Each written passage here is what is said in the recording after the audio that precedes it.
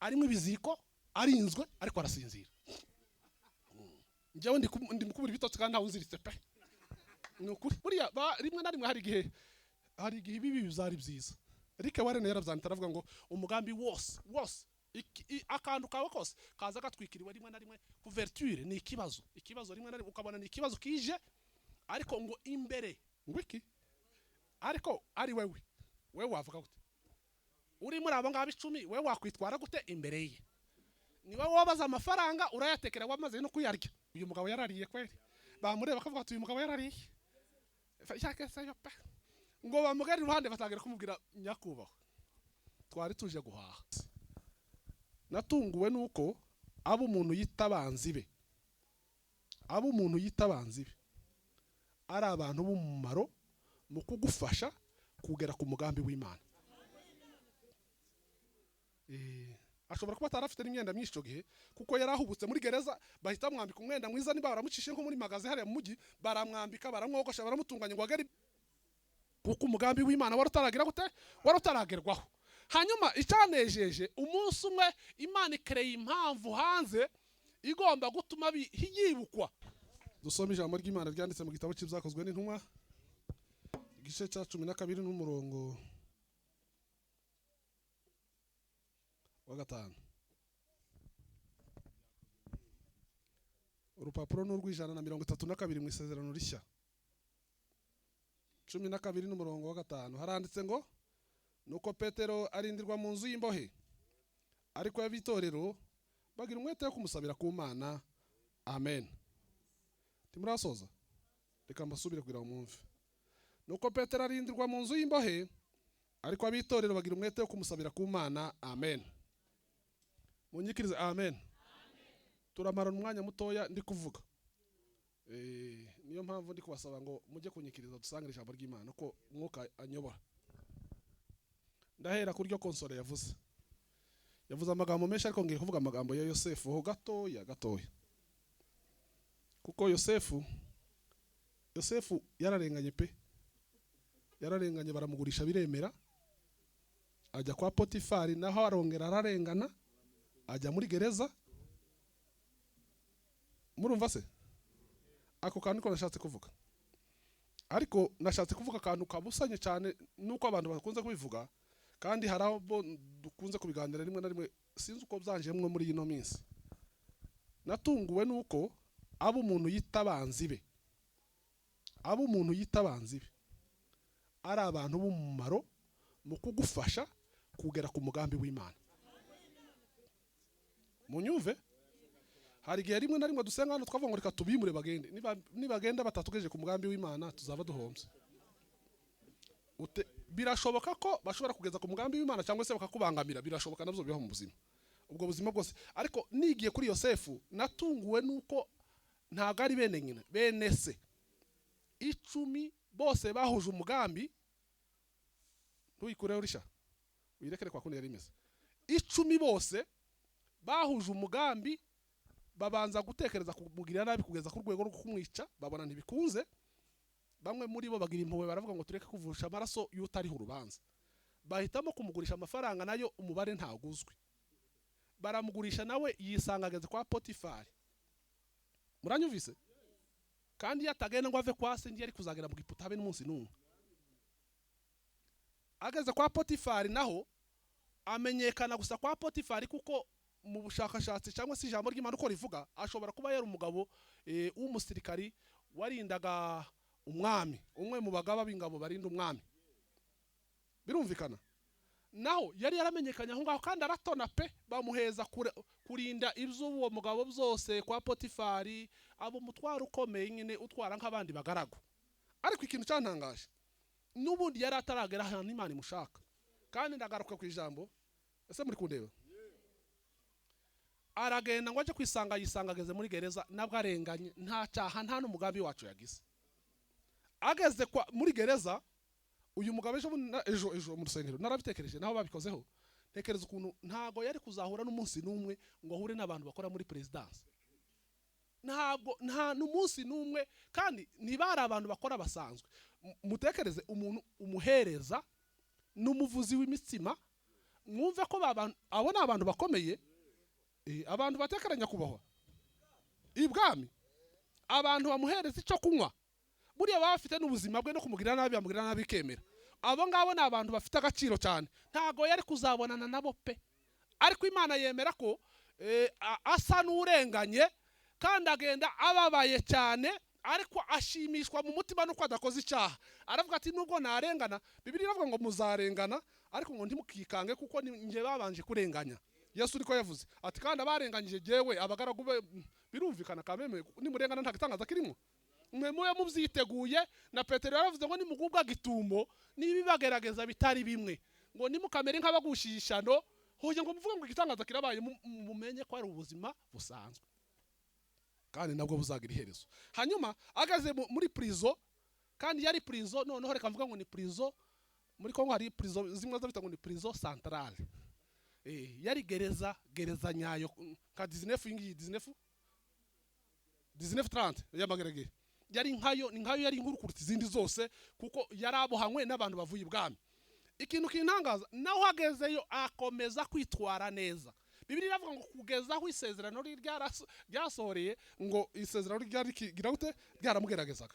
Agezeyo n'ubundi akomeza kwitwara neza, no mu banyururu no mu basiriveya yitwara neza. Abasiriveya baravuga bati uyu mugabo ni ugomba kuba umuyobozi wa gereza, w'abandi banyururu nabwo biremera. Bukeye umunsi umwe bararota, murasinziriye, bararota babagaragu babiri babandi b'ibwami, bombi bamaze kurota batangira kurotorerana inzozi, ariko basanga muri bo ntawe ufite impano yo gusobanura inzozi. Ariko nawe ngo ari hafi yababumva, yumva izo nzozi, umwuka arazimuhishurira, amukora ku bwenge bwe, yumva icyo zivuze, arabegera atese mwarose gute, baramubwira. Ngo abamubwira ahita ababwira ngo reka mbabwire ingene zisobanura. Uko zasobanuraga arazibasobanurira, ariko akora akantu nyine ko mu mubiri, arabwira ngo nimugerayo muzanyibuke. Bahita bamwibagirwa basohotse, kuko umugambi w'Imana wari utaragira gute, wari utaragerwaho. Hanyuma icyanejeje, umunsi umwe Imana ikereye impamvu hanze igomba gutuma yibukwa. Imana ishobora kurema impamvu hanze bakatwibuka turi hano mu rusengero, turi gusenga Imana, tukabwira Imana ibyifuzo byacu, ukabona n'ibintu bisa n'ibidafatika. Ibintu byacu rimwe na rimwe n'amagambo ntibiba bifatika. Ubu tugasenga ukumva n'amagambo, ariko bikavamo ibigize gute, ibifatika mu izina rya Yesu. Haleluya, haleluya. Hanyuma hanze Imana yongera kurotesha, noneho irotesha Farawo. Ariko nashatse kuvuga ngo umwanzi wawe burya nushaka tukamufate nabi cyane, nawe ashobora kugira uruhare mu kugeza ku mugambi w'Imana igufiteho. Hanyuma waje kwisanga asanga yageze ibwami, arotorera umwami inzozi, ariko umwami nawe ngo ajye kuvuga, aravuga ngo se twabona hehe umuntu ufite ubwenge, wuzuye n'umwuka wera, umeze nk'uyu mugabo, ibyo avuze muri mwebwe ko mwize zose muri kaminuza z'iki gihugu gikomeye, muri mwebwe ibyo avuze murashobora kubishyira mu bikorwa. Basanga nta wundi, aravuga ati uyu mugabo nabikore, kandi avuye muri gereza. Ashobora kuba atarafite n'imyenda myinshi icyo gihe, kuko yari ahubutse muri gereza. Bahita bamwambika umwenda mwiza, niba baramucishe nko muri magaze hariya mu mujyi, baramwambika, baramwogosha, baramutunganya ngo agere imbere y'umwami. Arotora inzozi neza, umwami yumva uko yazirotoye niko azisobanuye neza, aranyurwa, aravuga ngo nshingiye kuko azisobanuye ni we wenyine ushobora gukora aka kazi kandi bikemera. Ariko ngiye kuvuga ku jambo kamwe kajya kanezeza. Umunsi umwe ngo bene se bamugezeho, bamaze gukubitwa n'inzara ibarembeje, ngo arabitegereza. Ariko iri jambo narisomye nkiri mutoya mu myaka yanje, kandi nararikundaga. Ngo agira gutya abona bamuserutseho, we ngo arabamenya, ariko bo basanga ni umugabo umeze nka Shemu, yarabyibushe. Bamuherukaga kikagira akana gatoya kananutse, kikoreye ibiryo kabashira mu ishamba aho baragiye, basanga yarahindutse. Bareba ibinyama bya hano byarameze n'ibiki, nimba yari afite n'ubwanwa, yaragiye afite imyaka 17, basanga afite 30. Batese uyu ni umunyegipota koko, uyu mugabo yarariye kweli. Bamureba bakavuga ati uyu mugabo yarariye, ngo bamugari iruhande, batangira kumubwira nyakubahwa, twari tuje guhaha. Twikirize haleluya, haleluya. Ese ko nigisha ijambo ry'abandi ntasomye, ni rya konsole yasomye. Hanyuma twari tuje guhaha, ngo abareba abona nibo, arabitegereza abona bo pe, habe no kumumenya. ngo akabanza agasubira inyuma akaja mu cyumba akarira irangiza agakaraba akihanagura akagaruka imbere yabo atese akagira ngo arebe ko bumenya akabona pe zero atese bite byanyu muri abatasi mwebwe ati mwokage nyakubahwa n'ukuri ntago inzara irashaka ko twica urarabona amagufa yarameze do amagufa yarahombanye natwe ngo turabatasi twaje gushaka ico kurya nyakubahwa ati niba mwaje gushaka ico kurya rero ariko reka nsimbi zose hanyuma umunsi umwe umunsi yipresente imbere yabo arabwira ngo ninjye Yosefu mwavuze harya ngo narapfuye tibuze uko byagenze ariko abagabo bagize isoni baramwaye pe arababwira ngo ndi Yosefu ngwiki ariko ari wewe wavuga gute uri muri abo ngabo 10 wewe wakwitwara gute imbere ye ni wowe wabaza amafaranga urayatekera wamaze no kuyarya umugurisha akakubwira imbere ye akavuga ngo ndi Yosefu ariko ijambo yababwiye ryiza ariko Yosefu yari umwana w'Imana arababwira ngo kubwanyu mwari mufite umugambi wo kungirira nabi ariko burya hari mu mugambi w'Imana utagaragara Imana yashatse kubikorera muri mwebwe kugira ngo mbabanzirize muri Egiputa kugira ngo nimugira ibibazo nk'ibi ngibi mufite muzaze munsangeho mbahivyo kurya nta kindi. Haleluya kubwanyu mwe mwari mufite umugambi kugira buriya rimwe na rimwe hari igihe bibi bizari byiza reka yarabyanditse aravuga ngo umugambi wose akantu kawe kose kaza gatwikiriwe rimwe na rimwe couverture ni ikibazo rimwe na rimwe ukabona ni ikibazo kije ariko ngo imbere nuwayo akantu k'imbere muri cyo kaba karimo umugambi w'Imana. Rimwe na rimwe biduserukaho ukagira ngo isi irashize neza ukabona ibintu biracitse ukavuga ngo turashize ukavuga ngo runaka ni mubi ariko bazureka kumwita mubi dutegereze turebe icyo Imana izabizanisha mu ibyiza kugira ngo izina ry'Imana rizahabwe icubahiro. Haleluya twakwikirije haleluya. Narisoma ijambo ry'Imana ni ijambo navuze ngo ndavuga iminota mikeya none maze igice cyayo ciyo natekereje kuvuga. Petero ngo arindirwa mu nzu y'imbohe ariko ngo abitorero ngo bagira umwete wo kumusengera umutima urambwiye ngo ari byo nkomerezaho kuko nari nibutse Yakobo aserutse imbere y'umuhungu wiwe byari rihise riza aravuga ngo Yakobo reka ngavuge gatowe aravuga ngo nivyo bizi mwana waje Yosefu ndakubonye ntarapfa aravuga nubwo nafa nta kibazo uracyariho koko undi ati banza witonde papa urye unywe urebe uko Imana yabiteguye. Imana yabiteguye neza ku buryo ugomba kurya ukanywa ukambara neza ugatura heza. Imana yabikoze byose mu mugambi wayo kugira ngo izina ry'Imana rihabwe icubahiro. Ndagira ngo ngutangarize ku mugaragaro ko ibyo urimo ntabwo ari byo kukwica ntabwo ari byo kwica ahubwo ni byo kugira ngo izina ry'Imana rihabwe icubahiro. Umunsi umwe bigaze babaza Yesu baramubwira bati Yesu uyu nguyu uko atafite we n'ahantu h'ibimenyetso hagombye kuba maso uyu we hose hari haresha nk'urubaho baramubwira ati se uyu ni wakoze icyaha cyangwa n'ababyeyi be. Yesu arababwira ngo ari ababyeyi b'uyu nguyu ari n'uyu nguyu ubwiwe nta cyaha bakoze ariko icyatumye bihagurya ni ukugira ngo izina ry'Imana rihabwe icubahiro imirimo y'Imana yerekanirwe kuri we. Ndagira ngo utangare rimwe hari igihe turwanya no mugambi w'Imana Imana ikaba yabishizeho kandi ndagira nibi nabyo mbivuga mu buzima bwacu bwose byose birabangikanye duhura n'ibibi tugahura n'ibyiza. Yo yigaza avuga ngo ese twakwakira ibyiza kandi yarasubije umugore we aramubwira ngo ibyiza twarabibonye twarabyaye abana biremera abana 10 dutunga hariho umwanzi hariho n'abanzi ariko Imana noneho yashimye kuduhera ku isahani yayo yashizeho ibibi aravuga ngo ese twakwakira ibyiza gusa mu kuboko kw'Imana ibibi byaza muri uko kuboko tukavuga ngo tugukubite ukuboko kw'Imana koko twabyakira iko bimeze. Umuririmbyi w'indirimbo zo Kiswahili yaravuze ngo napokea kwa mkono wake neema na mateso pia mu kuboko kw'Imana twakiramwo zose kandi tukavuga ngo izina ry'Imana rihabwe icubahiro kandi tugakomeza kuyinezeza n'Imana ikavuga mu ijuru ikavuga toke aba ngaba n'abana banje koko. Haleluya Petero ngo arindirwa mu nzu y'imbohe. Ibi byabaye Yesu yaramaze kugenda yaramaze no kubohereza umwuka wera. Umunsi umwe ngo Herode yakobokaga mu bantu bitwa ngo n'Abedomu bo kwa Esawu n'ubundi babanaga ari mukeba wabo, ariko ahabwa n'abaroma gutwara Isiraheli, ngo aje yisanga neza arabategetse, kandi ngo ashikemo abaremamo amacakubiri. Bamwe ngo yabakora ibintu bibi bakavuga bati uri umwami ko kukoza ibintu byiza.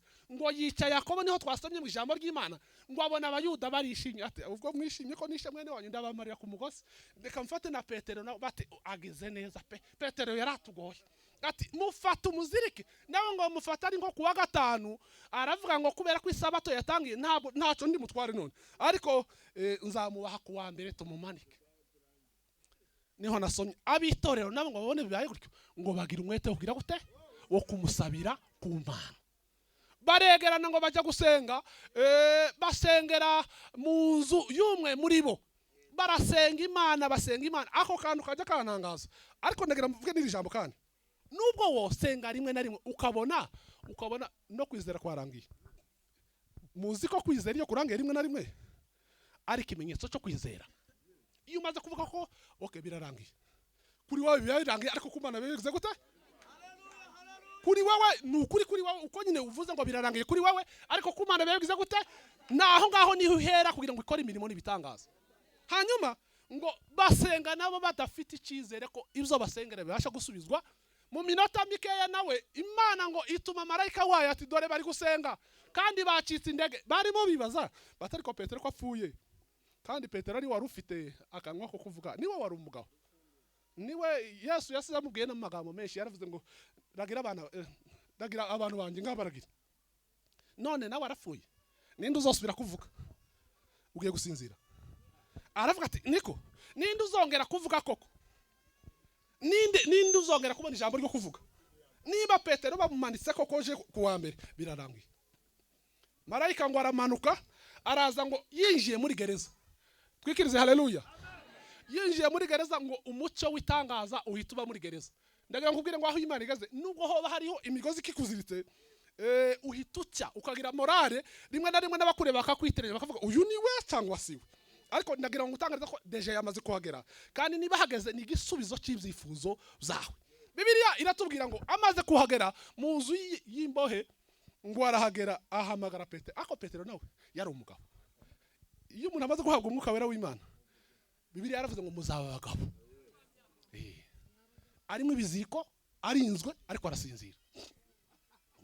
Njyewe ndi mukubura ibitotsi kandi ntawunziritse pe, ni ukuri kabura ibitotsi, ariko we abura ibitotsi, asinzira ibitotsi byinshi. Ese ni kingi njye ugiteranje, asinzira ibitotsi byinshi, arimo imigozi, kandi bamugose impande zose, abasirikare 16 wenyine gusa, arasinzira. Marayika ngo araza aramukoma, Petero arakanguka, ariko agira ngo harimo kurota. Hari ahantu tujya turirimba no mu ijambo ry'Imana biravugwa, umunsi ngo Abisirayeli bavuye mu Giputa ntabwo babyumvaga, ngo basaga n'abarota. Nawe ngo yarasa n'urota, yibwira ko hararose, abona ko bitashobokaga. Yumvaga ko nta mbaraga nimwe yashobora kumukiza Herode, kuko nubundi Yakobo yari yapfuye, arapfa biremera. Ngo abone biremera atoke nanjye uko nguko bwamfuze byarangiye, reka mesinzire gatoya abazanyica kuwa mbere. Marayika ngo barahageze, aramukomaho, arambwira akanguka, ariko ari mu bitotsi.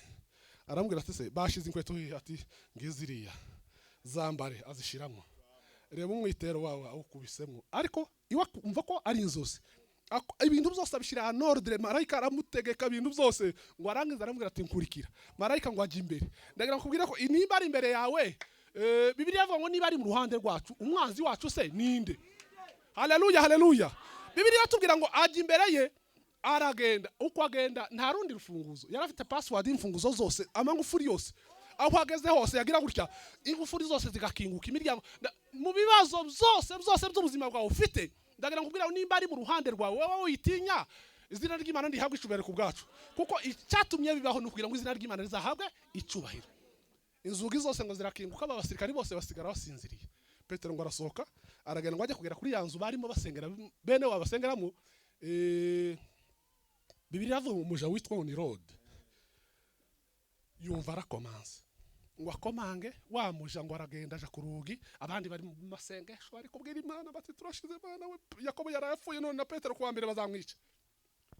Yumva ngo umuntu arakomanze, aragenda, niba yarabaje atasubire inde, Petero avuga ati jewe kingura aragaruka ivyishimo ngo bimubuza gukingura aza yirukanka ati mwe muri se gusenga mbabwira bakuru Petero ari hano bati ceceka tuza uceceka tuza ivyo ntibishoboka ivyo uvuze ntibigiza gute ariko ndagira ngo utangarize ko ivyo havuga ngo bidashoboka Imana yarangije kubisubiza Imana yarangije kubikemura nibiri mu ruhande rwacu nta mwazi n'umwe ugomba kudutera ubwoba hanyuma ngo arongera asubira ate babandi ko batavyemeye wawe nje sinabandose ngo yumva kandi arako ninde surinde ati ndi Petero noneho ahita kingura nabo ngo batungurwa no kubona abitorero bagira umwete wo kira gute wo kumusabira ku Mana iyo twaje hano tuba twaje gusenga kandi tuba dufite ibyifuzo bitandukanye ariko uko tugira umwete wo gusenga biravuga ngo gusenga kumukiranutse kugira umumaro ariko yagize gute tugiye guhaguruka dusenga Imana tuyibwira ngo ibyifuzo byacu byose Pawulo yigeze abyandika aravuga ngo bimenywe n'Imana tubyingingiye tubisabiye kandi dushima none tugiye gukora uwo murimo hanyuma rero tumara Bibiliya tugira kandi ngo nurangiza gusenga wizere ko ivyo wasengeye ubihawe ese turabyizeye se tujye juru mushungwino reka mushumba dusengere atuyobore muri ryo sengesho uko umwuka muyobora ariko asenga Mana turagushimiye uracyari ya Mana ivuga bikabaho uracyari ya Mana itegeka bigakomera uri Imana yabanye n'Abisiraheli kandi uri Imana yabanye na Yosefu uri Imana yabanye natwe twongeye kwibuka imbaraga zawe muri iri teraniro ibyo wakoreye Yosefu wabikorera uyu mubyeyi wabikorera uyu mugabo wabikorera uyu musore wabikorera uyu mukobwa turi imbere yawe Mana twizeye imbabazi zawe turi imbere yawe Mana twizeye imbaraga zawe reka buri wese uko yaje ntaba ariko ataha ahubwo imbaraga zawe zikora imbaraga zawe zihindura imbaraga zawe zivuguruza ibyo abantu bavuze reka zimanukire iri teraniro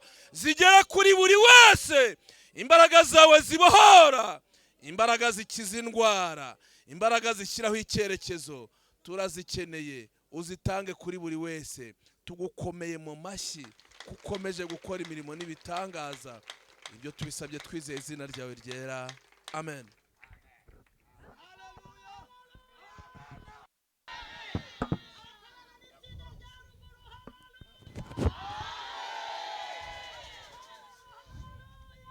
mumwikirize iyo haleluya nta kintu itwaye twongera tuvuge ngo haleluya cyane twongera nanone kandi cyane abantu bumva bafashijwe n'ijambo ry'Imana muhaguruka muyitere nta kintu bitwaye data niwe wenyine utubohora imigozi yose tuziritse Kristo nashimwe